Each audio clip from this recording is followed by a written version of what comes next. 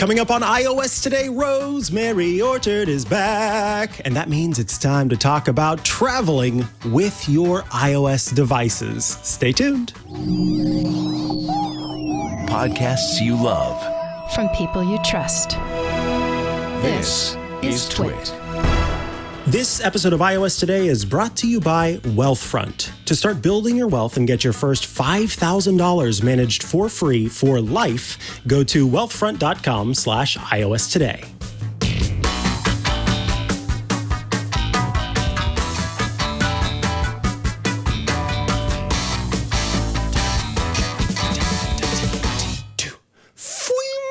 Oh, interesting. It was a transitional change that time, a nice crossfade, if you will. Welcome to iOS Today, the show where we talk all things iOS, tvOS, watchOS, HomePodOS, iPadOS. It's all the OSs that Apple has on offer. We love to talk about them here on iOS Today. We love to help you make the most of those wonderful devices you have. I am one of your hosts, Mikah, Sargent.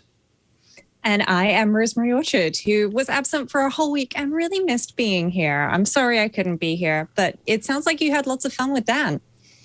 I did have a lot of fun with Dan, but I have to tell you, we're all very excited that you're back.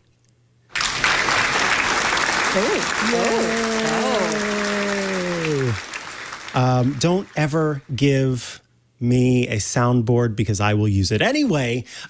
You are back from traveling. I believe you came to visit the country that likes to throw tea into the water, and yes.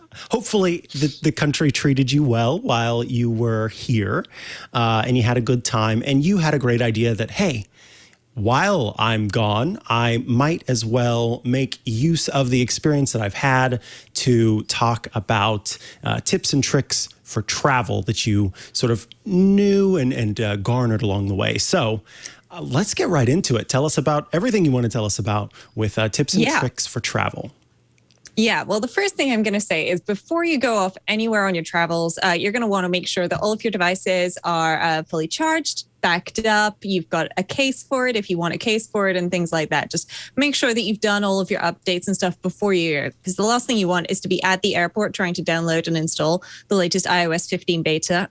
I have never done that in my life, Mikah. I would never do such a thing. Just remember, folks, that it's easier to install these things at home than it is on the road. So before you go anywhere, maybe double check to make sure everybody in the family is up to date as well, because in my parents' case, they were definitely missing some updates, but I fortunately went and stopped over the day before to make sure that everyone was fully up to date. And the next thing is, especially on days of travel, maybe not so much while you're there, depending on what you're doing, but when you're actually somewhere, the last thing you want is to be running out of battery. Now, if you are watching the video, then you'll see my phone on screen and you'll see it's got a nice full battery icon. That is thanks to the fact that I've plugged it into my Mac. So even if it wasn't full battery, it would look pretty full, but it is 97%. And I saw that briefly because it flashed on the screen. If you want to check what percentage your battery has, if you swipe down from the top right-hand corner, it will actually show you. Now here it's always, because my phone is plugged in to display what I'm seeing, it's going to, perk it up a little bit with full bars of signal and a great Wi-Fi and 100% of my battery. Now, if I unplug this, it would actually show the real battery, which is 97%, but that's pretty good. So that is worth knowing. If you want to check how charged is my phone, check in your control center. And the next one is, if you've customized your control center, this will be here. If you haven't, then you might want to do that in settings, and you can toggle on low battery mode. And this is a really, really useful trick if you're going to be spending all day traveling or you're going out and doing loads of things all day. Low battery mode doesn't just do things like crank down the brightness and things like that on your phone. It also disables push notifications and similar for email, so that instead of receiving email just constantly, you're going to be going out and fetching it on a periodic basis, like when you open your inbox, rather than just constantly going, hey, anything there, anything in there, anything there. And that is the sort of thing that is worth knowing, because, you probably don't want to be getting email as frequently on your travel. And, as a bonus, you can save some battery life, and other apps will take advantage of this setting as well, which is really useful. And I feel like it's worth reminding people that inside of the settings area, if you go into Control Center, then you can modify what shows up here.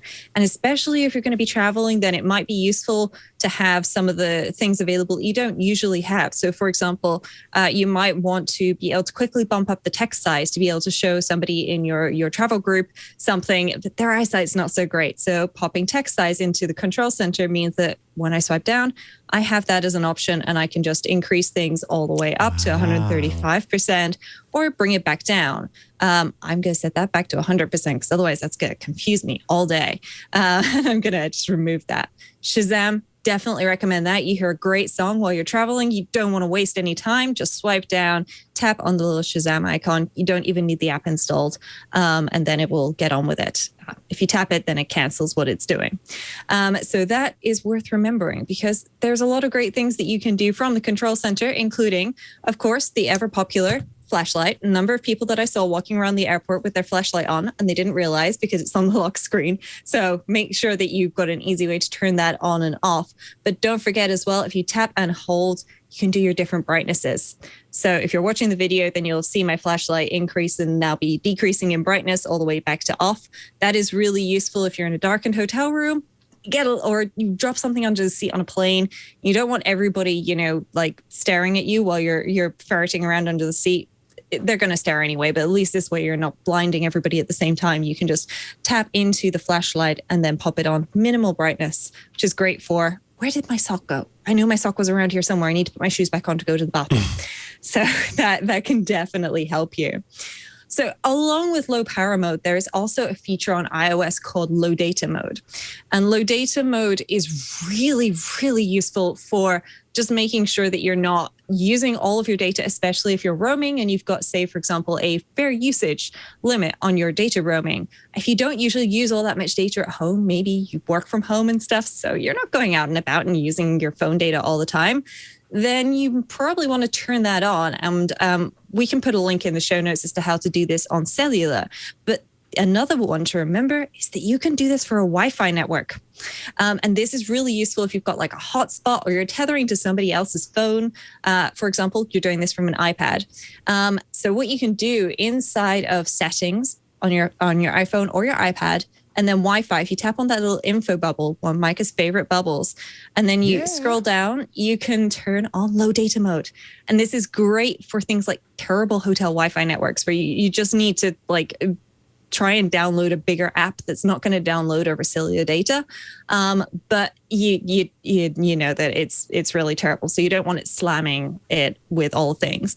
A lot of apps will respect this as well. So for example, Apollo will try, which is a lovely Reddit app, will try to reduce the amount of data by downloading smaller resolution images and not showing you 4K video and things like that, which is really useful when you're on the go. And so it's worth remembering which apps respect things like that. And of course, you can do things like change what resolution you're watching stuff at on Netflix if you're watching Netflix on the go or similar. But it's worth taking a look at the low modes, low battery mode and low data modes. Nice. Now, you go to the US and you are needing to use, maybe you need to not just use Wi-Fi, you need to be able to have a cellular connection, but you're worried about, using up too much battery life or using too little battery life. And do you use eSIMs at all when you visit the US, or how do you kind of handle all of that? Well, for the longest time, I actually had an iPhone XS Max, which I bought from Hong Kong, and I got it on eBay through a UK retailer. And I had that because the Hong Kong iPhone has 2 physical SIM card slots. Now, of course, this is not necessarily a recommendation to do that. Of course, you have to be aware of things like warranties and so on, which may or may not apply to you. I certainly didn't get my full EU warranty on the iPhone, but the good news is my parents are now using it as their iPhone for France, which, works because they have one SIM each for there. And so when they're in the UK, they pop both SIMs in, and when they're in France, they pop, their UK SIMs into it. So they're not missing any phone calls or anything. But I don't actually use an eSIM for travel. And the reason for that is my SIM is an eSIM. So my main SIM nowadays is an eSIM. And if I hadn't had that, then I would probably have gone with the T-Mobile visitor plan for the US, which is $30 for decent chunk of data, minutes and text, which I probably would never have used, just data, thanks, while I was there. But because my main SIM is an eSIM, that meant that I would be limited to picking up a physical SIM card, which obviously you can do at the airport or wherever you're going. There's usually SIM cards that you can buy in supermarkets or stores like Best Buy or similar.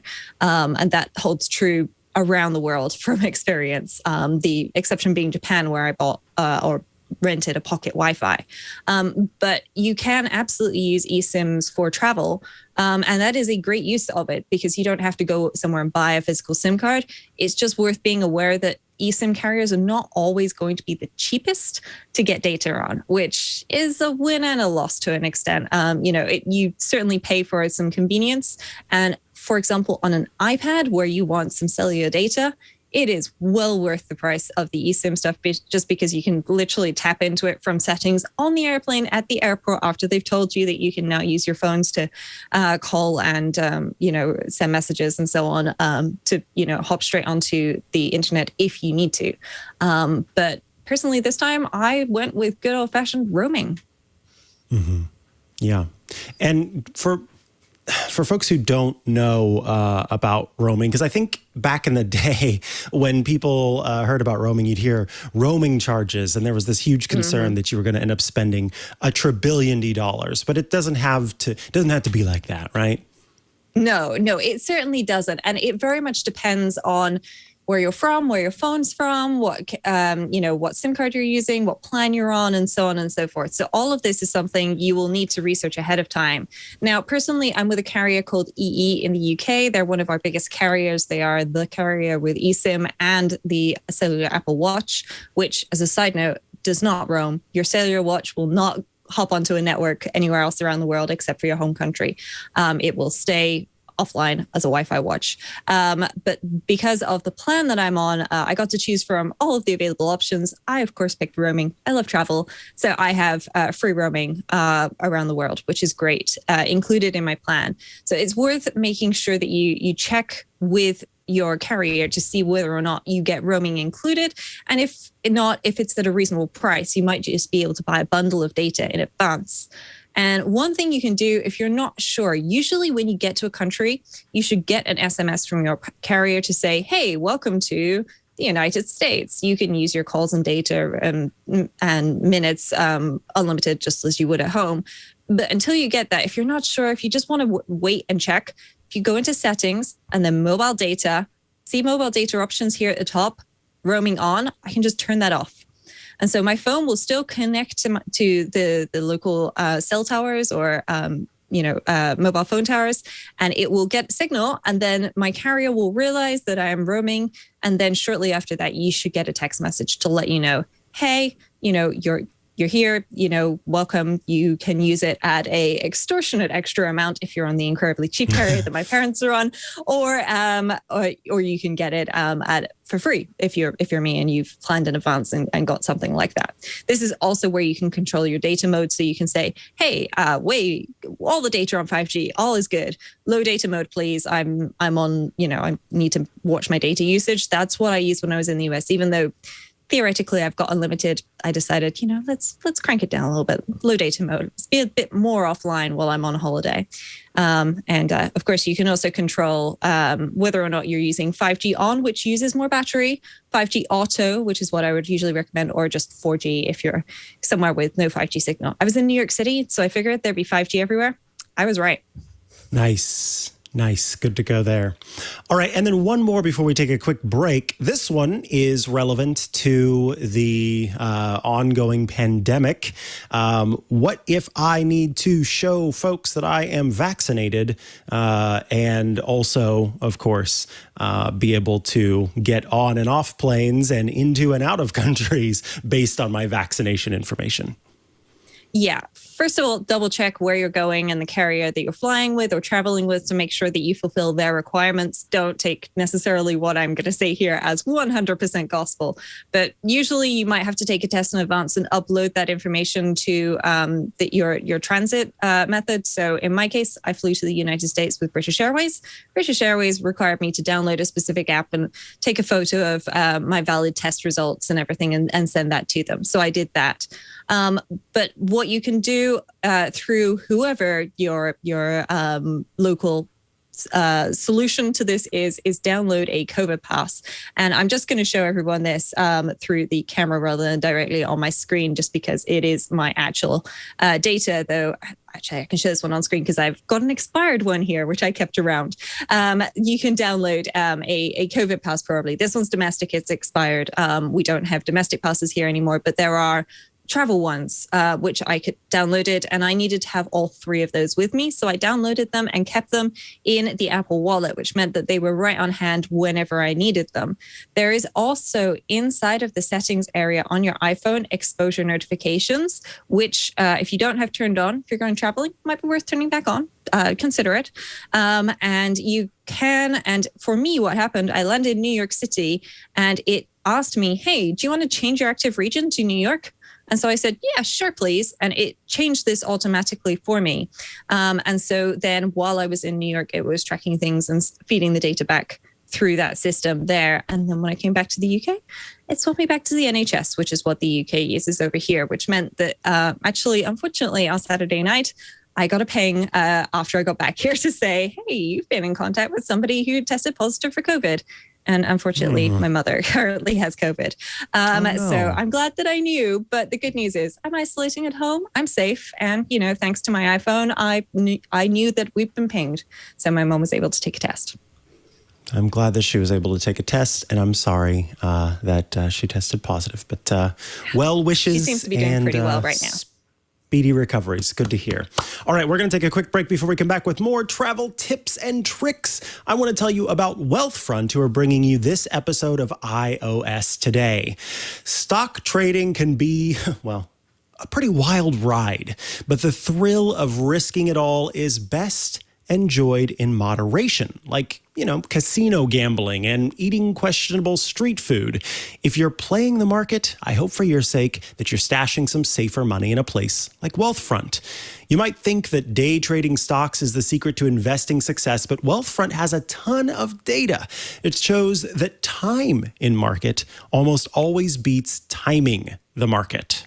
Their globally diversified portfolios automatically optimize to hit the goals you set and the risk level you choose, and also to get you automatic tax breaks that can boost your returns even when the market dips. It's called tax loss harvesting, and, well, they actually invented the software.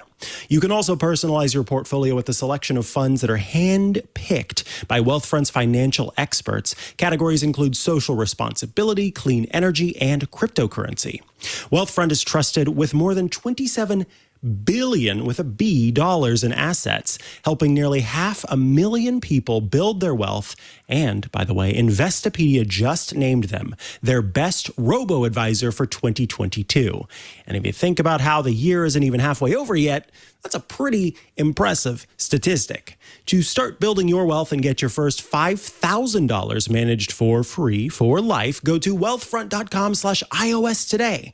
That's wealthfront.com/iOS today to start building your wealth. Go to wealthfront.com/iOS today and get started today. Thanks so much to Wealthfront for sponsoring this week's episode of iOS Today. All right, we are back to the show, and now it's time to get into the gadgets. Sorry, I get really excited about gadgets. They're so fun. Tell us about traveling with gadgets for your iOS, iPadOS, etc. devices. Rosemary Orchard. Cool. Well, there are plenty of things that you're going to want to take with you while traveling. And, we already went through previously our tech pouches. I did take my Initech tech pouch that we talked about here on iOS Today with me. And one of them is going to be a battery pack. Now, take your pick of battery packs. I can't necessarily recommend a specific one for anybody's situation, but you can get humongous 20,000 milliamp hour things that will charge a MacBook as you go, to tiny little diddly lipstick size ones, which will charge an iPhone just about maybe. My personal favorites for travel, though, are definitely MagSafe battery packs that just magnetize onto the back of your phone, because when you're out and about, you're taking loads of pictures, you don't want something that gets in your way. And that's really not going to be conducive to, taking great pictures or similar.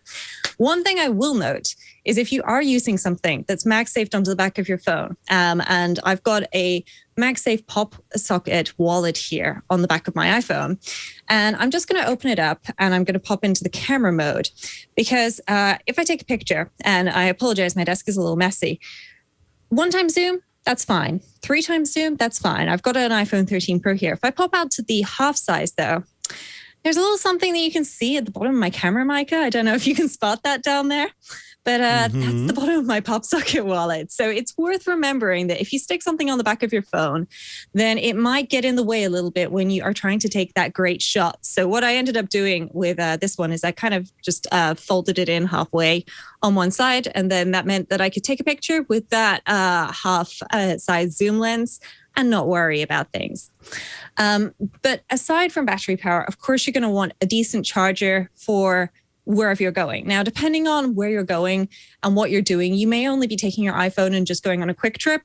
In which case, what I did is while I was in the US, because I didn't have a good one of these anymore. The last one I had was like a 5-watt iPhone charger from ages ago, is I popped into, I think this is from Target. I think it's their HeyDay range. I just picked up a cheap, small folding prong charger. Now, folding prong chargers are my favorite for the kind that you keep in your bag, that you use at the airport, on a plane, when you're in a restaurant and your phone's running out of battery and it turns out there's an outlet next to your seat. That sort of thing. And this one in particular, I liked because it has USB-C and USB-A on it. So I could get the faster charging benefit by USB-C and leave my parents with the USB-A, at least until I charged up a little bit. And then I popped them onto the USB-C to finish up. I would recommend for something like a hotel room, you're going to want like a bigger multi-port charger. And one of my solutions to this problem, because a lot of these plug directly into the wall, and I'm not quite sure what it is about US hotel rooms and plugs. Anything I seem to plug into the wall in a US hotel room, imagine that, this is the plug, and I will use my iPhone as a handy demonstration of the wall. So I plug it in, and then it kind of just goes and sort of sinks out backwards. It's not great. So I've got a green extension lead, which I picked up. I think it's a Philips one or something ages ago that I use that for, because green and white, they stand out. You don't want to lose something when you're traveling, right? And so I try to avoid black cables or dark things. This is an exception that I made because it pretty much lives in my handbag and it's like $20 for the set. So if I lost it, it's not a big deal to me personally, but equally, depending on your price point, you might want to think, oh, actually, I am going to take the white cables this time because they'll stand out. Or if you tend to use your phone in bed and leave the cables behind, maybe go with the black ones because hotel rooms always have white sheets. But either way, I have a green extension cable to make sure I never lose it in the room to plug chargers into, because, especially those multi-port chargers, they can weigh a bit and pull out of the wall. And the last thing you want to do, plug your stuff in overnight and wake up in the morning and it's flat, nothing's charged. It's kind of sad if that happens, which is not great. So I'd recommend having a big charger and a small charger if you're going on a bigger trip. Have the big charger just in your hotel room. Keep the small charger in your bag or, in a pocket or similar to hand. If you've got a jacket pocket that these could fit into, that would be great. And you can get really short cables, really long cables. My personal preference for if I think I'm going to be able to plug something into a wall and it's not convenient, is actually those 6 or 10 feet cables, because these 3 to 4 feet cables, they're not going to stretch that far. But in a pinch, you'll make do, right? If you need battery power. But Exactly. MagSafe batteries definitely made a big difference on the trip, especially because I was just able to plonk it on the back of my dad's iPhone when he completely ran out of battery, because the man does not know when to charge his iPhone. And so he would run out at like 11 o'clock in the morning. It'd be like, plunk, here's a MagSafe battery. It's like, my phone weighs 3 times as much. Yes, but you're now charging. So there we go. So that certainly was able to save the day. And also, don't forget, even if you don't have a MagSafe iPhone, if you have MagSafe, or if a colleague or a friend doesn't have MagSafe and you've got MagSafe accessories, their phone can still Qi charge off of the MagSafe, which means that, for example, my mom, who's got an 11 Pro, she was able to put her phone on the MagSafe charger at a restaurant, or the MagSafe battery pack at a restaurant at lunch, which was plugged into the wall to charge, and that passed the charge through to her iPhone. And then, because fortunately lunch took a while, it then charged up the battery pack too. So we got a 2-for-1 deal with that, which was really nice. That is very nice. Yeah. All right. Anything else that you want to share from your kit? Well, I do want to take a moment to mention this MagSafe Pop Wallet Plus. So for anybody who likes the Apple Wallet, the MagSafe Wallet, but they wanted like a PopSocket in combination, and they may have seen me using this PopSocket on the back of my iPhone before. This is just the PopSocket Plus. It's the MagSafe one. There is a Pop Wallet, which is great. I love it. It works brilliantly. It's got this little elastic at the bottom, and then you can just pop it up, and your cards are right there available. I will mention, however, those hotel room key cards, Mikah? Like the ones where you just kind of walk up to the door and scan it on. Yeah. MagSafe Plus, NFC type hotel room key cards, which are just short-term programmed. Not a good combination. At all. I wiped my hotel room key cards no less than 3 times in my stay. But fortunately, I only ever wiped one at a time because the other one I kept on the other side of my bag. So I was still able to get back into my room and get the other one reprogrammed later. But yeah, oh gosh, just keep an eye out for that. You might think, oh, great, cool. I'll just chuck my key card in my Apple Wallet or my MagSafe wallet of some kind. You don't want to do that. Use the app. Download the apps in advance for whatever hotel chain you're staying with, your airline, etc. And use those key cards if you want to do the fancy solution rather than trying to check it in something like this and then going back to the desk sheepishly for the 3rd time in a row going, yeah, these key cards, I don't know what it is about my bag, but they really don't like my bag. So that is a very good tip that, you wouldn't think of that in day to day. So no, thank you I can tell you from personal pain that you don't want to do that, and keep your hotel room key cards away from your iPhone and MagSafe accessories.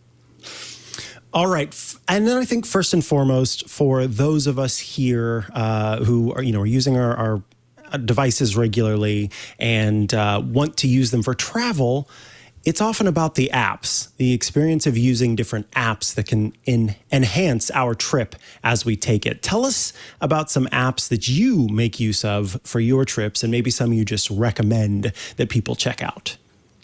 Yeah, well, for starters, as I mentioned just now, if you are traveling with an airline, you're staying with a hotel, you're going to a specific city, download the apps specifically for that. If you're going to New York, you're going to want to download the transit apps for New York. Me recommending ones for Chicago is not going to help there, and vice versa. So you're going to have to do, a little bit of your own research when it comes to that.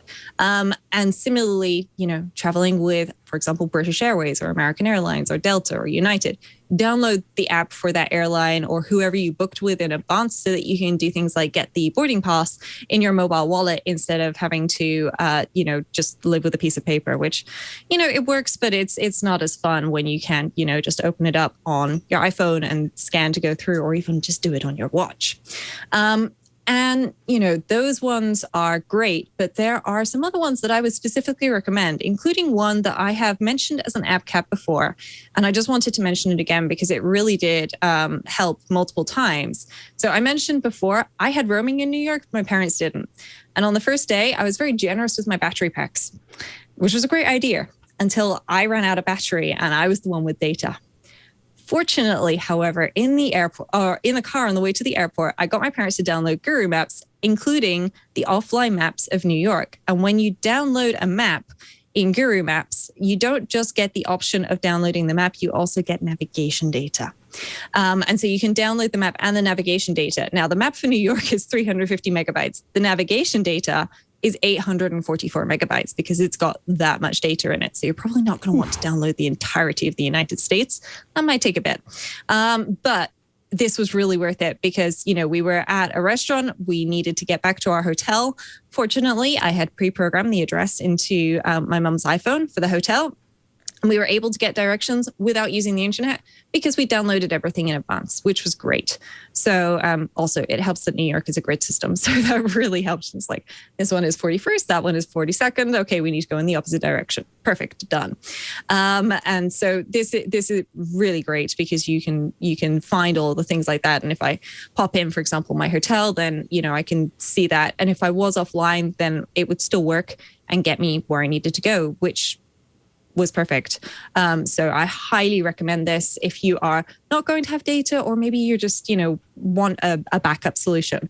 Also works great offline. So on the airplane, my dad's the tablet in the seat in front of him was not working to start with. And so he couldn't see the map, which made him a little bit sad until I reminded him that he had on his iPhone and iPad Guru Maps. And so he was actually able to track where we were on his iPad for a while until the in-seat headrest rebooted and started working like 20 minutes into the flight, which was pretty good. So that's one I would recommend, because it's so great. Like, you have the entire world literally at your fingertips. That, I think, is the most important thing. And yes, it can take up a lot of data, but being able to then save that for, have that and not have to worry about it. Because that's one of the things that gives me sweaty palms, is like being disconnected in a place where I really need to know what's going on and not having that information. So this will help you with that. All right. What are some other ones we should check out? Well, some other ones that I would recommend include TripIt. So TripIt is an online service. It's part of Concur. And so if you're doing business travel, it's got expenses built right into it, which is quite convenient. But what I love it for, and I've used it for years for personal travel as well, is you just forward all your emails to it and it builds an entire itinerary based on those emails. So you forward it your airline bookings and your hotel bookings and stuff, and it just puts it all together. If you've missed booking a night in a hotel, it'll flag it up as like, hey, did you know that you're missing a night? Like right here, you don't have anywhere to go stay. And it's really convenient for that. And it's got all your confirmation numbers in there. It's got like numbers to call the airline if something goes wrong. And it does just a great job at scanning all that information that you send to it, or depending on what email service you use, it can actually pull your email for you as well, and hooking it all up together. TripIt is actually a free service, but if you subscribe for the $49 a year, then there are some bonuses you get, which include things like flight tracking. Now, I have to say, Mikah, I always thought that the TripIt flight tracking was pretty great, but this was when I was living in Austria. And obviously within Europe, we have slightly different access to data that you have in the United States. And so I tried TripIt and another competitor, which a lot of people love, for this trip. And that was Flighty, because I wanted to see, okay, who gets the information first? Does TripIt get it first, or does Flighty get it first? Who can tell me about gate changes, plane delays, things like that via push notification to my phone? And the winner by a very, very, very Long Island iced tea was Flighty, because Flighty just completely and utterly won. It notified me about 36 hours before a flight home that we were going to be delayed, and it estimated 45 minutes. It was not quite right in the end, but it took TripIt until the day before the flight, like almost exactly 24 hours, to say, hey, everything's on time. And then it didn't say that we were delayed for quite a while after that, whereas Flighty already knew that the inbound plane was going to be delayed because the previous outbound plane, which it was delayed, and it tracked everything and figured it all out. Flighty is really great. It is $49.99 a year if you buy it directly through their website. You can also buy it through the App Store, which is slightly more. But if you travel a lot, it's worth it. Or if you're just traveling a lot for a short period of time and you download it on iOS, then you can pay for a 1-month subscription, which is $4.99, which is a lot more palatable than $50 or the $250 lifetime subscription. And I can see in the chat room, Professor Panda Bear, who is from New York City. Hi, sorry I missed you. Has asked about Kayak for the same thing. I have never found Kayak's notifications for flight delays to work ever, which is a real shame, because I think it would be great if they did. But I've never had Kayak's notifications work. If they work for you, then it's great. Go for it. But unfortunately, I've only ever used Kayak for finding the cheapest flights, which is a great way to do that. Speaking of finding things and then making a note, good old one of my favorites here. I had to mention it because I use this constantly on my trip, is drafts. I just found that I constantly needed to make little notes about things. I was usually using the Markdown editors, which gives me lots of little buttons here, which do lots of things. But it was just great to, from the home screen of my phone, be able to tap plus, write down whatever it is that somebody had recommended or I'd overheard somebody talking about, and then be able to look it up later. And it meant as well that I very quickly built up a huge, and I mean absolutely humongous list of things to check back into later. And it was just really useful for noting down all sorts of things. And also, I even had a moment where my parents, I think I've deleted the list now, asked me, they were going shopping in Macy's, and I said, I'd rather not spend my entire paycheck in, one go. I'm going to go and just wander around for a bit. And they said, hey, do you mind going and picking up some like coffee creamers and breathable plasters and stuff? I just wrote it all down, turned it into a checklist in drafts. And then I locked it into the mode so that it stayed on screen, stopped my phone locking, and I could just tap off the things as I bought them, which was great. So I highly recommend. For US folks, plasters are what we call Band-Aids. I forgot that. Band-Aids. Yeah. That would explain why the lady in Target looked at me so strangely when I was asking where the plasters were. Oh, how did I forget the American for that? But yeah, so it was a pretty great app just to note everything down as I needed to. And of course, I had the option to just rearrange text and stuff as I saw fit and needed to. There were a couple of other apps I used as well. And there was one particular tip that I learned from Federico Vitici, who is one of the founders or the founder of MacStories.net, and writes many great things and podcasts on Connected, among other things. And I think I heard this tip on Connected, which was if you're traveling somewhere and say, for example, you're Italian, like Federico, look for reviews of restaurants from people with the same language or nationality as you, because you'll have a similar expectation of customer service. That's a great idea. And what one Italian considers great pasta in France, another Italian will probably also consider great pasta. What one American considers great pasta in France, an Italian may disagree. Exactly. A little bit. So especially and this is really useful if you're multilingual, but even if not, just looking for reviews of places on Yelp and so on before you just walk into the first diner that you see can be really useful. I found it especially in New York City, where there's stuff popping up and closing down every single day, useful to know what was going to be open or closed, what was supposed to be absolutely slammed and rammed with people versus what was going to be completely and utterly empty because nobody liked the food there anyway and it was horrendously overpriced, and so on. And especially if you are traveling on a budget or you just, want to find somewhere that's really great to eat where the locals go and eat, then it can be really useful to look at things like Yelp and TripAdvisor for recommendations to help you find things to see as well as restaurants to eat at and so on and so forth. You can even filter for things like Wi-Fi with Yelp, which I did do for lunch one day because my parents were trying to send my grandmother a message, and I just found a lunch place that fell into all the recommendation categories plus had free Wi-Fi, which was very, very useful. So I highly recommend using those to help, build your plans, whether that be in advance or spontaneously on the go. Very nice. All right, folks. Up next, we've got our news segment. It is time for the news. All right, first in news is as we gear up for Pride Month, Apple each year releases a new band and a new watch face in celebration of Pride Month. These bands are, when they're purchased, then part of the cost of the band goes to supporting different LGBTQ plus advocacy groups, including the Trevor Project, Equality Federation Institute, Equality North Carolina, Equality Texas, Gender Spectrum.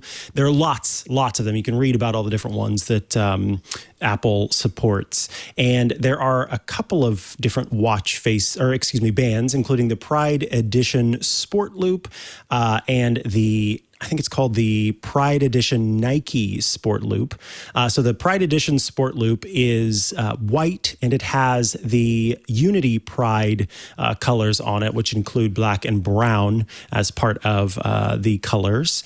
And then the rainbow, of course, is in the middle. And what's kind of cool is if you click to show the back of that, this year they have a really cool technique where they removed some of the textile loops in order to reveal the word pride in the color underneath the actual textile loops. So you're able to see that kind of go through, and it looks like this really nice sort of pixelated typeface, pixelated cursive typeface.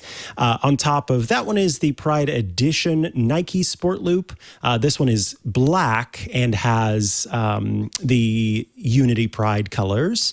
It does not have the word Pride written on the back of it, and is just the kind of, it pairs very well with the Nike watch. I think one year I went with for the Pride, the Nike version of the Pride one.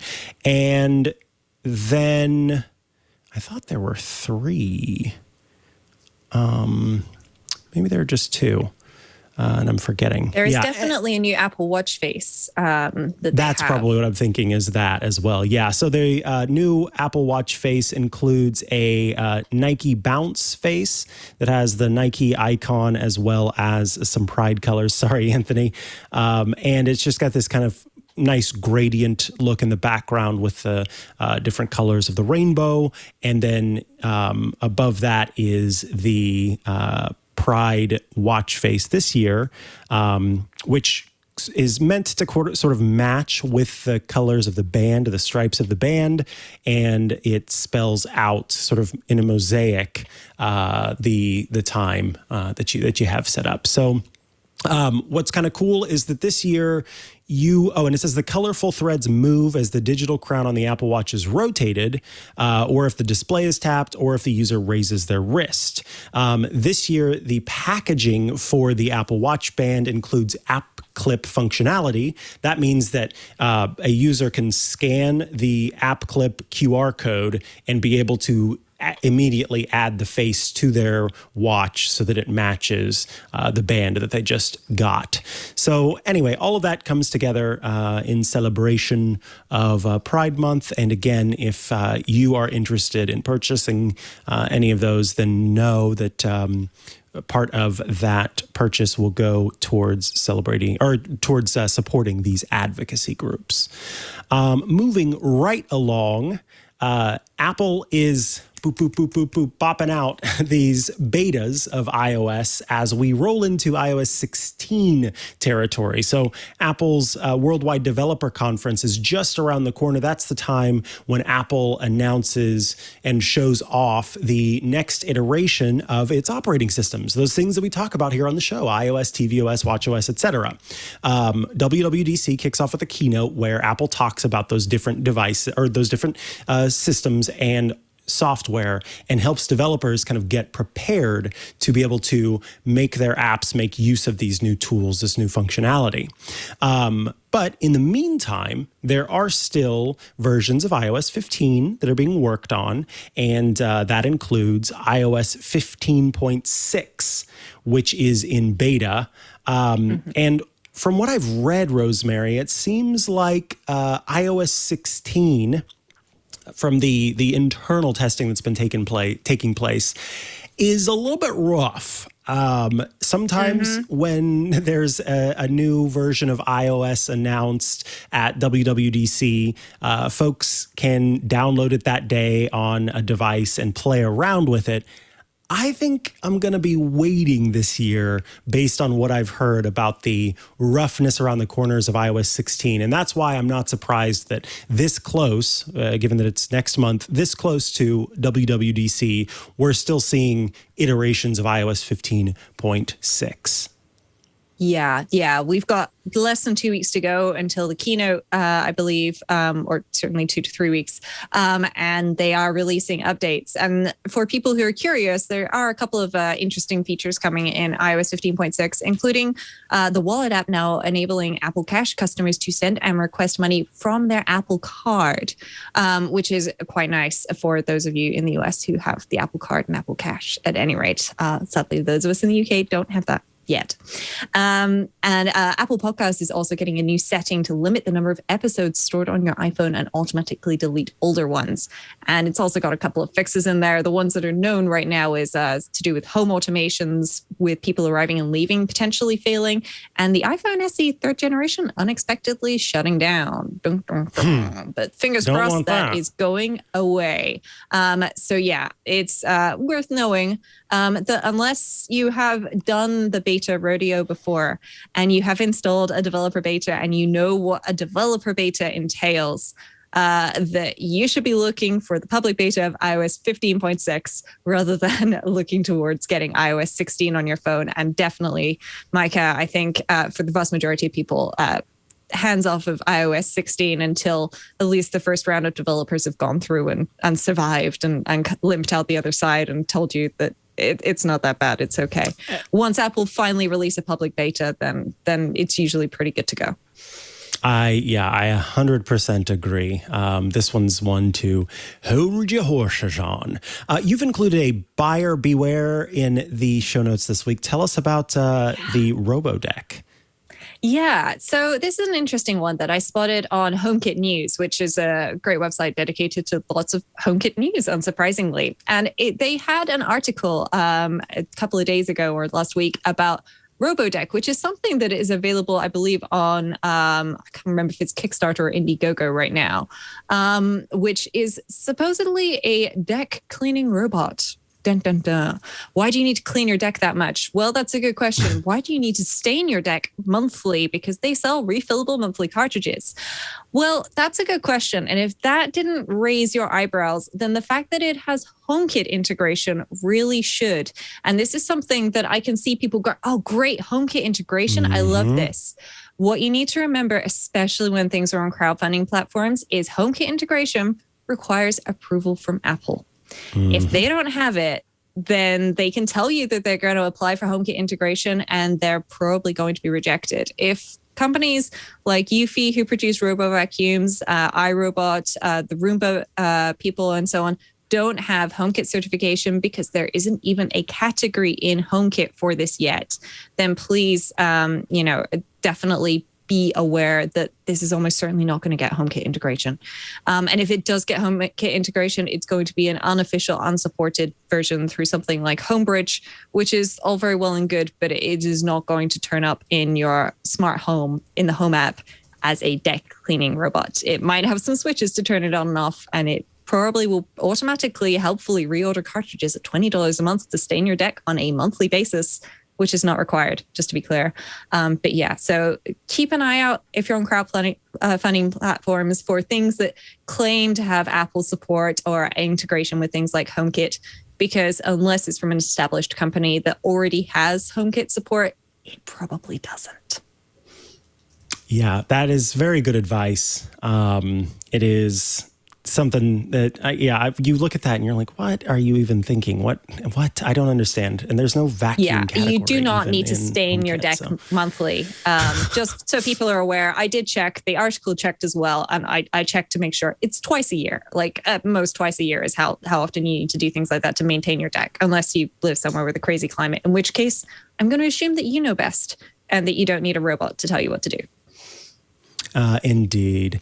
All right. I think it's time that we move into Shortcuts Corner.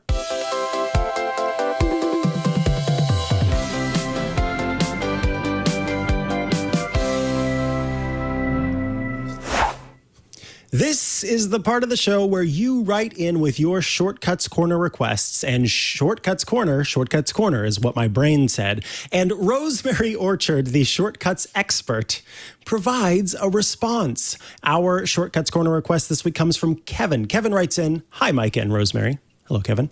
I have recently adopted using shortcuts due to the world of shortcuts being opened up to me whilst watching the recent episode with Matthew Casanelli. That's fantastic.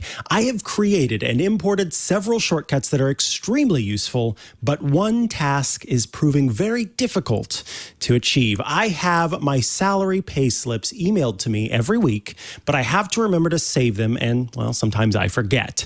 Is there a way to automatically save the PDF email attachment that I have received from the specific email address to my iCloud files. Regards, Kevin. And I'm seeing that there's a demo that Rosemary's going to talk about. And I got to tell you, I'm excited. Well, I have good and bad news because we can partially automate this using just plain old shortcuts on your iPhone. But unfortunately, you can't get all the way there.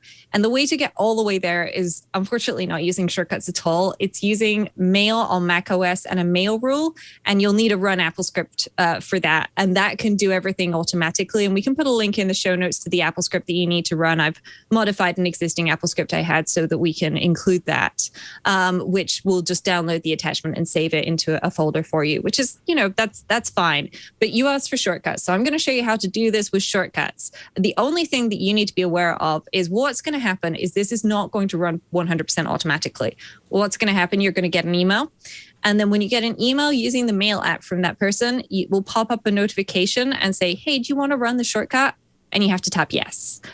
Now, it's not perfect, but this is what we can do with shortcuts. So I'm going to show people how to do this. So in the automations tab on your iPhone or your iPad, whichever you prefer, I'd recommend iPhone because you're most likely to be picking that up on a regular basis and then see that notification. Tap plus to create a new personal automation. Yes, to new personal automation, and then scroll down to email.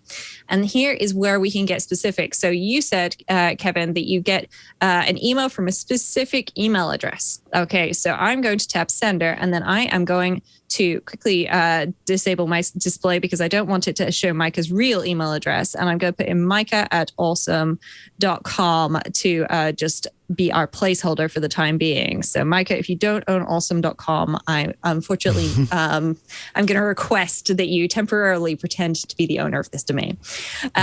So I choose my contact. Okay. If you don't have it saved, you can just type in the email address and then you can tap done. So when Mikah Awesome emails me, now I can even get more specific.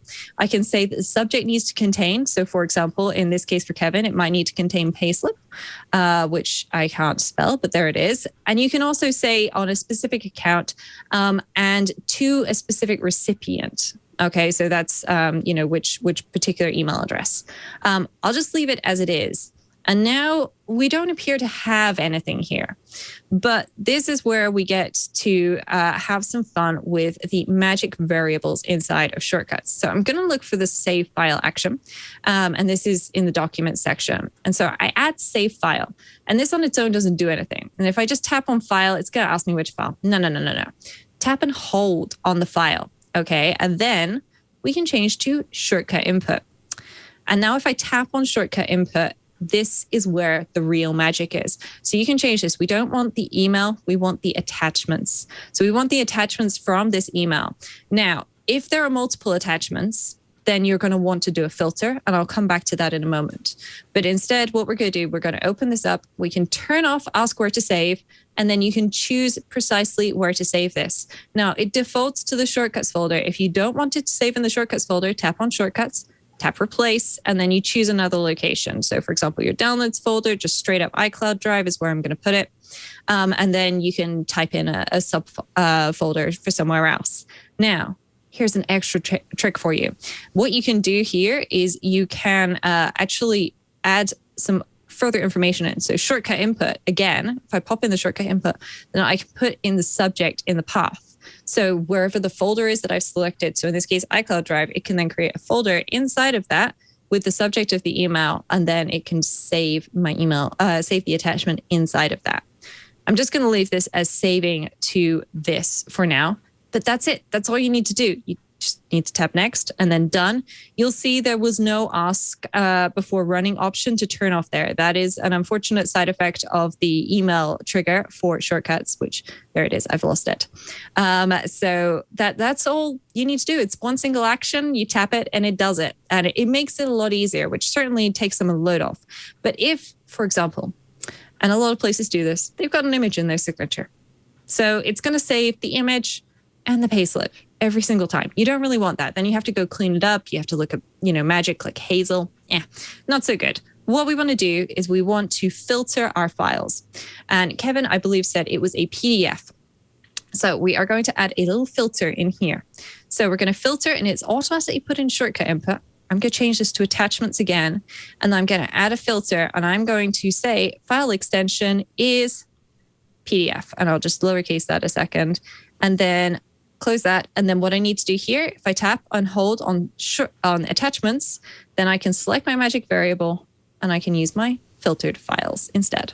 And that's it. Now I'm only saving my PDFs. If you want to only save a PDF with a specific file name, then you can add another rule, add name. And you can say name is or contains. So for example, if it has, 2022 payslip 0520 on it, then you could just say name contains payslip rather than having to specify the exact file name.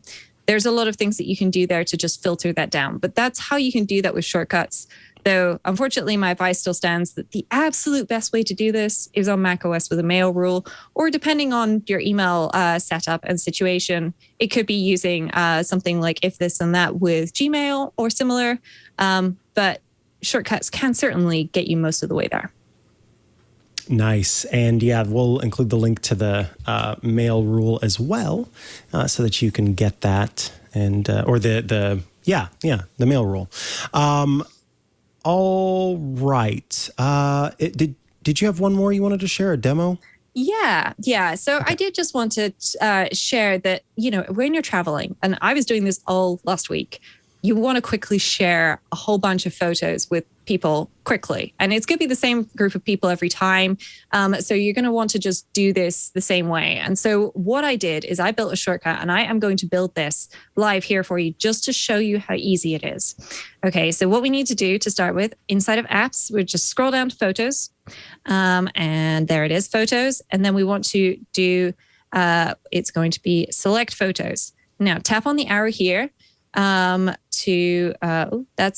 unfortunately not the right one. Sorry. It was, find photos. Yes. Find filters. And then you're going to sort by your date taken, with the oldest ones first or the newest ones first, whichever. And then, I added a, limit to dates taken, is, and then, that should update automatically today. But you can also just tap on is on and say is today. Because I use this every single evening. So I was just looking for all the photos I took that day in the evening. And then I added a choose from list. And the magic really happens here. So you select multiple, select all initially. So this is going to look at all the photos I took today. It's going to select all of them. So I just deselect the ones I don't want to share. And then what you can do is you can then do something like send message. And I'm not going to send this to Mikah just in case it reveals all of his personal information, but you can change precisely what this is going to say or do, and send it to a group of people or just one person. You could send the same thing to 6 different people so that it's in 6 different message chains or whatever it is. But that's how you can really quickly share a whole bunch of photos from today with people. It's 3 actions, 3 whole actions. If you're going, oh my gosh, I'm scared of shortcuts, I'll put a link in the show notes for you. But it's definitely doable. And I use this to share pictures with my parents every single day because we were taking so many pictures in New York. And I'm really glad I did. That is awesome. All right, let us head into feedback and questions. It's time for feedback and questions. The first one comes from Tom, who actually sent in some audio to us. Hello, Mikah. Hello, Rosemary. Tom here from New Hampshire. I want to talk to you about an app really quick as to get your feedback on it. I've downloaded Fantastic Cal. I know it's an app that I've heard discussed here on Twit, and I heard a recent podcast being discussed from a blindness perspective, which is what I needed. One feature I'm trying to figure out whether it will work the way I think it does. If you pay for it, you can make an appointment, and you can then invite somebody to it, and it gives you a web page that you can see. They can see the calendar. Could I give that link to somebody else and have them add appointments? I have to make appointments. I have to have a list of appointments from my personnel director where I work. I have to know when he's in meetings. I have to know when he's in interviews or orientations. It'd be easier, instead of him giving me a big long list every day, if you could just click on this webpage, fill in the dates and times that he's busy and has appointments, so I don't disturb him. So I know what's going on. Would that feature work here, or does it not work like that? Any feedback you could give would be greatly appreciated. All right, Tom, thank you for writing in about that. And Rosemary, you had some thoughts on how this experience could be improved. Tell us about that. Yeah. So my first thought is, as much as doing this for your personnel director sounds like a great idea, I would actually suggest that you get your personnel director to create his own Fantastical account and sync his appointments to it. And so that then you can book things on his behalf through that, or give people the links to just do it themselves, which might speed up things and give you some more free time to, do the rest of your job. I'm guessing you're pretty busy. There is also an option using Google accounts, Microsoft, that's Office Online, and Exchange, to do a delegate account where you can explicitly say, hey, this other person gets to manage my calendar, or maybe even my email as well. And if he does that, then you will have explicit direct access to book stuff in, which is definitely better and more secure than sharing credentials. The last thing you want is to accidentally be accused of doing something because your maybe personnel director didn't keep his password so secure and it somehow, got something done to it and it was not your fault, but, they might try and blame you.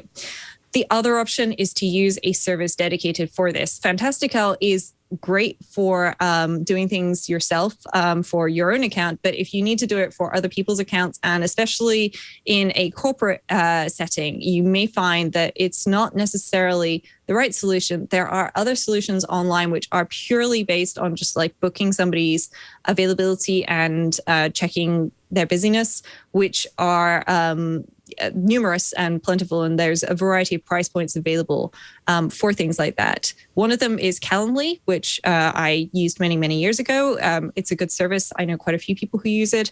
Another one, full disclosure, I am one of the co-founders of the team behind it, is Wemworks, which does the same thing. It's privacy-based on your iPhone. There are plenty of solutions like that out there, which just let you input details and limit things down, similar to the way that the bookings work in Fantastical, but they're not designed to be a calendar app, which may actually work better for your boss, because I'm guessing your boss already has calendar apps and solutions that he wants to use, or the personnel director. Sorry, you didn't say that.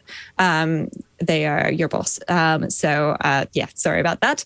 But yes, I would recommend taking a look at those, but definitely look into the delegate accounts so that you can have access to their accounts to make sure that you can see everything and book things in for people as needed, because I'm guessing you do a chunk of that. But that's my recommendations. Mikah, I'm not sure if you have any other recommendations for Tom.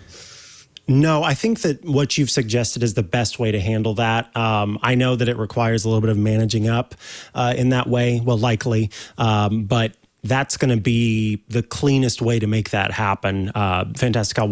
The Fantastical feature wasn't designed to do on the front kind of what you suggested. Instead, it is kind of intended to be that thing that you create and have the other person use. But you mentioned Wemworks. I'm honestly surprised that more people aren't using and talking about Wemworks. I might have to make that my app cap, even, I know, of course, we'll disclose your involvement in it, but I'm like annoyed that I didn't realize it before, because it's this cool tool for figuring out what time works for people, and it's very clean. So good on you, Rosemary, as being part of the creation of Wemworks and continued upkeep of that app. So there's my promise to you. Soon I'll be talking more about Wemworks. But let's move on to the next one. Rosemary's like, I don't know about that. Anyway, let's move on to the next one. I've got a beta link for you, Mikah. I'll get you the beta link. Please send me that. Absolutely. So Dom writes in with a very easy question that I'm very happy to answer here. And that is there a way to hide home screens? I created some home screens for focus modes, but I don't want them to show up otherwise. And this is from Dom. Dom, I've got good news for you. It is very simple to hide home screens you don't want to show up on your iPhone. You will take your thumb or whatever finger you want to use and move it to the bottom of the screen where you can see those dots that are rolling along there. You tap and hold to launch jiggle mode, and you will pop into a mode where there are loads of different apps, or rather loads of different screens that are available depending on what you've got. And you'll notice that I've got checkboxes next to some of them and no checkboxes next to the other ones. If you uncheck the box, it will remove that home screen from view while still keeping it available if you ever want to add it back. Then all I have to do is tap done, and it will go back to the screen I was on, and that home screen will disappear from the scroll that I have going. So I'm going to turn that back on because I like to leave that one there. But you'll see that two of my screens that are turned off, two of my home screens that are turned off, those are where I used to store all of my apps and folders before Apple added the ability to have your app library and be able to hide those screens. So honestly, I should probably just remove them, but there's a part of me that just is nostalgic about it, so I leave them there in case I ever want them to come back. But for now, that is very simple. So you just launch jiggle mode with the dots at the bottom of the screen, and then tap the checkbox to turn off any of the home screens you don't want activated. All right. I should note. Oh, did you have another idea? Well, I did just want to mention that if you don't have dots at the bottom of your home screen, so I'm currently in my podcasting focus mode as indicated by the headphones on my lock screen. I only have one home screen here. If you are in a focus mode where you've limited your home screens, then you won't see that option and you won't see the dots at the bottom until you tap and hold, and then you can tap on the dots to get into that. And then if you tap options, it will take you to the focus mode settings where you can then customize which home screens show up. And so I can say custom pages. And if I toggle custom pages off and then back on again, it will make me choose. So I just select that one that I want for that. And so that's how you can customize it for focus modes. And also if you don't see that option, like maybe you've hidden all of your home screens and you want to get them back, that's okay. Just tap and hold in that space at the bottom, and then the dots will appear, and then you can tap on them, and then you'll be able to get them back. Nice. There we go. With that, it is time to move into the final segment of our show. Up next, our app caps. All righty, folks. It's time for App Caps. This is the part of the show where we wear caps atop our heads to honor our app or gadget picks of the week. These are the apps or gadgets we are using now that we're excited about, that we want to share with all of you, tell you how amazing they are, and also look ready for battle, or ready for the sun, or ready for whatever may come our way with the caps atop our head. Rosemary Orchard, tell us about the cap atop your head, and then tell us about your app or gadget pick of the week. Well, the cap atop my head was my emergency hat purchase last week. I forgot my app cap in New York, Mikah. What was I thinking? I didn't take a cap to New York with me.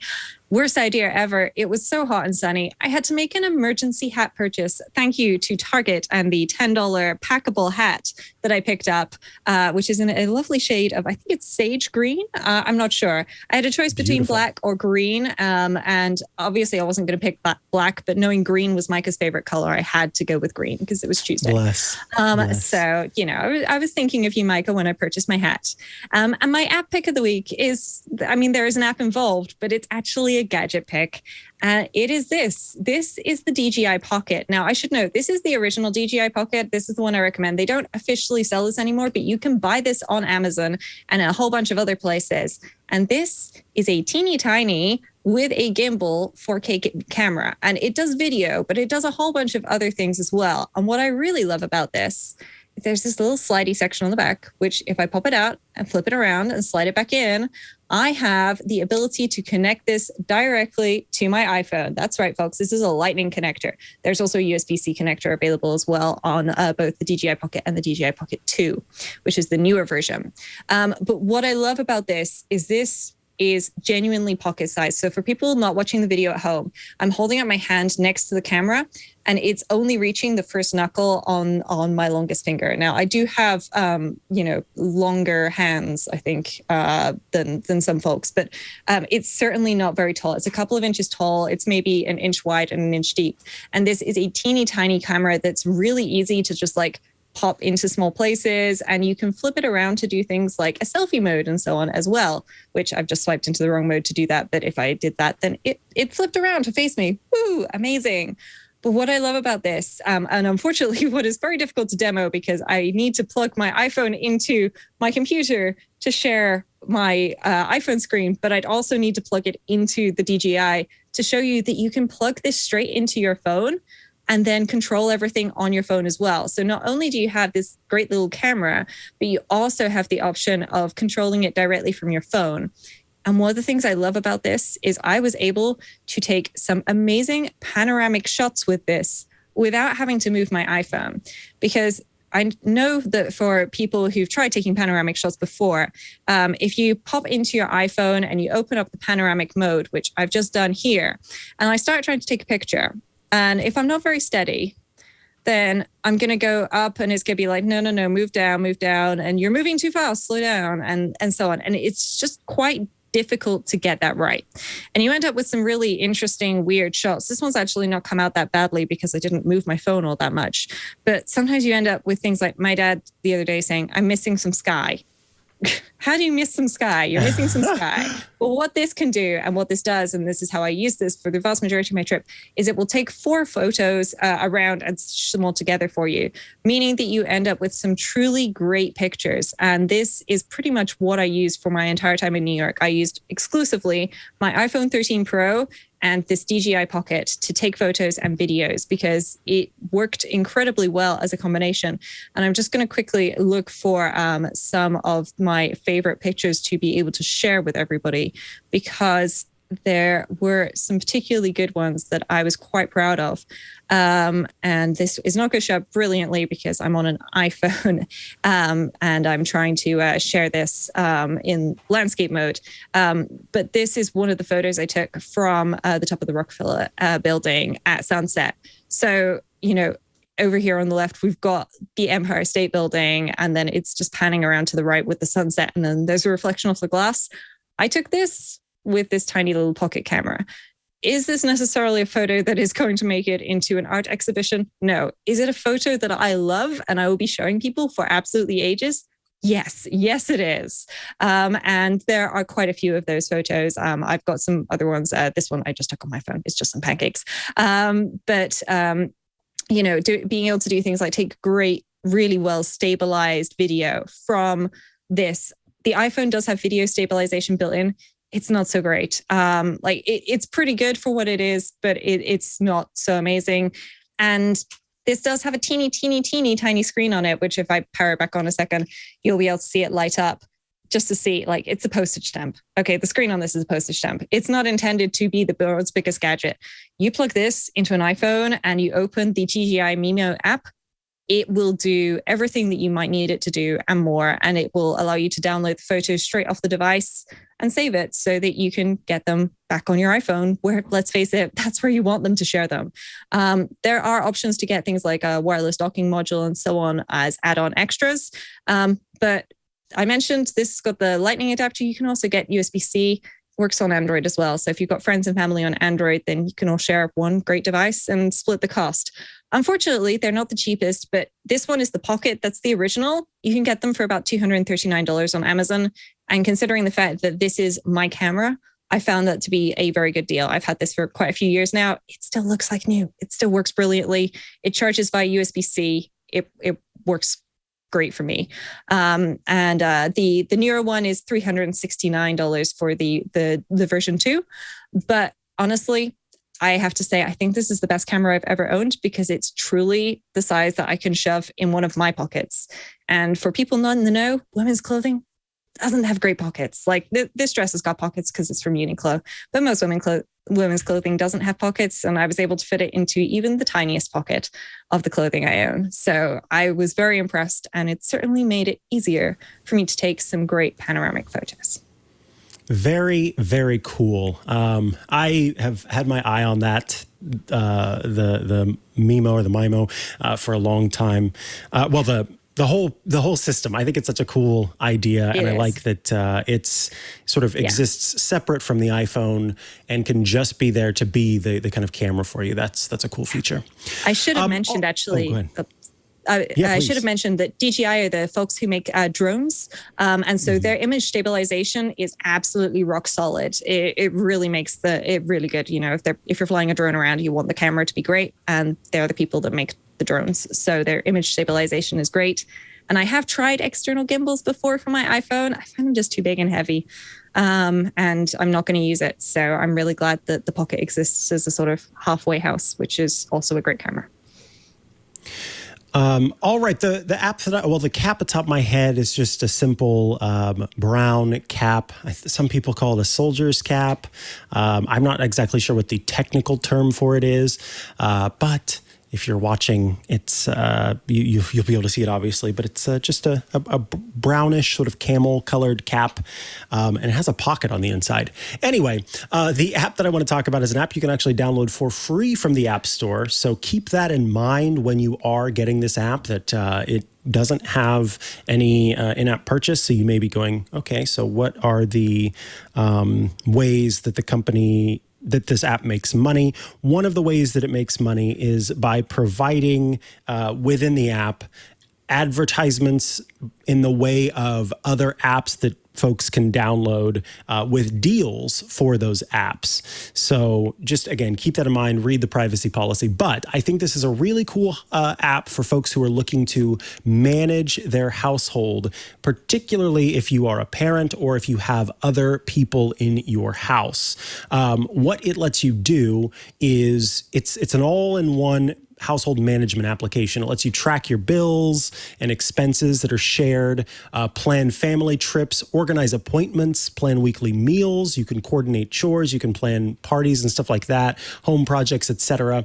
So one of the things that's really nice is having appointments that are kind of managed amongst people. So if you are scheduling your eye appointments to happen all at the same time, or your dental cleanings to happen all at the same time, you can have those in there. There's all sorts of options here. So you'll see I've got the Sargent household up top, and let me switch quickly from the camera just to see if I tap on that if it's going to say, and it doesn't. That's good. So here we can come back to this, and it says topics or folders to keep everything in one place. You can chat, add to the task list, and schedule events. You can chat within topics. You can add new tasks to the task list and schedule events. So here I would be able to leave a message if I want to, that other people who I invite to the home are able to partake in, and then also add or remove tasks, which currently my one task is to invite other members to your household. I was just giving this app a go, so I haven't yet added anyone to the home, but I would, in this case, add my partner to my home. And for you, if you've got other people who live in your house, you may all do that together. Now, you'll see there's option, of course, to invite people, to create an event, to create a task, or add a topic, which is kind of like a folder. And inside each of those is, again, the ability to do these different tasks and topics. So maybe you want to add an event. So let's call this, we'll call it spring cleaning, even though that doesn't quite make sense. And we can add a little emoji to it. So I think I will do I don't know. I'm looking for like a brush or something, some sort of cleaning mechanism that will work there. And we'll just do the wastebasket for now. And we'll do this on Tuesday. We'll do this on Friday, May 27th. It's an all-day event. I'm the one who set it up. There's an alert for 10 minutes before. You can add the location, which in this case I would add my house, and then add notes. Time to clean up the home! Exclamation point, and then tap add. So now that is in my own personal planning event, but you can see there's a chores tab here too. And this is where you would add tasks like clean the master bathroom, and then it goes into the chores tab. I'm the one who created it, and I'm also the one that's selected for this, but you could instead do the, you could assign it to someone else. And so then I'll go into the objects again and try to find something related to the bathroom. If there's the shower, there's the toilet, so that's fine. And then we tap add, and now that has been added to the chore chart. You can then organize these by due dates. You can share this specific topic to other people, and then, of course, view the tasks that are uncompleted or the tasks that have been completed, and those will all be there in this tab. So basically what this does is give you one little toolkit area where you can manage all sorts of different tasks and topics and make sure that everybody's on the same page. So it's just kind of a nice little networked application for managing your household, and it's called Maple. Again, available for free to download from the App Store. With that, we've reached the end of this episode of iOS Today, which means I want to thank all of you for tuning in. If you have questions, feedback, concerns, Shortcuts Corner requests, send those to iOStoday@twit.tv. We record the show live every Tuesday at 9 a.m. Pacific, which is 12 p.m. Eastern Time. So tune in by going to twit.tv/live. We love to see you here chatting with us while we're recording the show. But of course, the best way we think to get the show is by subscribing, because when you subscribe, then you get the beautifully edited by our own Anthony Nielsen and sort of well put together version of the show, free of any pauses and breaks and things like that, by going to twit.tv/iOS. Very simple, twit.tv/iOS. There you can subscribe to the show in audio and video formats. Super simple to do. And we are in all those places: Apple Podcasts, YouTube, Spotify, good old just RSS feed if you have a special way that you want to download the show. So please check us out. Please subscribe to the show. And I should also mention that it would be awesome if you joined Club Twit, twit.tv/Club Twit. For $7 a month, you can be a member of Club Twit. With that, you're going to get every single one of our shows ad-free. You're going to get access to the Twit Plus bonus feed that has extra content you won't find anywhere else, including outtakes, but also behind-the-scenes stuff, conversations. I just had a conversation with our VP of Operations, Jerry Wagley, and a really cool conversation about how he at one point was going to be a meteorologist and then got super into production for news, and how he ended up working at Twit. Very cool convo with lots of interesting tidbits, and there's all sorts of stuff always happening in the club. And last but not least, with that membership, you get access to the Club Twit Discord. That's a place where you can go and chat with your fellow Club Twit members, but also those of us here at Twit. Sometimes when we're away from the show, you may get a question answered in the off times as well. So if you've got troubles you're trying to deal with, that could be a great place to get your tech question answered. All of that, $7 a month, twit.tv/Club Twit. Plus, you get the awesome feeling of knowing that you are helping to keep these shows rolling along here at Twit. Rosemary Orchard, if folks want to follow you online and check out all the great work you're doing, where should they go to do so? The best place is over at rosemaryorchard.com, which has links to all of the things I do on the internet, including podcasts and more, including a link back to iOS Today. Of course, you can find me in the Club Twit chat room, and I pop into the IRC as well during recordings. And other than that, you can find me on Twitter and micro.blog with the username Rosemary Orchard. Micah, where can folks find you? You can find me online at Mikah Sargent on many a social media network, or you can head to chihuahua.coffee. That's CHIHUA.coffee, where I've got links to the places I'm most active online. Later this week, you can watch Tech News Weekly, which I record with Jason Howell.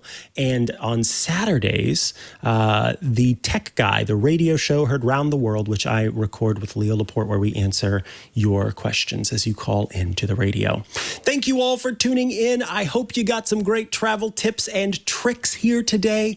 We will see you next week for iOS Today. Goodbye. Hey, I'm Rod Pyle, editor of Ad Astra Magazine, and each week I'm joined by Tarek Malik, the editor-in-chief over at Space.com, in our new This Week in Space podcast. Every Friday, Tarek and I take a deep dive into the stories that define the new space age. What's NASA up to? When will Americans once again set foot on the moon? And how about those samples from the Perseverance rover? When are those coming home? What the heck has Elon Musk done now? In addition to all the latest and greatest in space exploration, we'll take an occasional look at bits of spaceflight history that you probably never heard of, and all with an eye towards having a good time along the way. Check us out on your favorite podcatcher.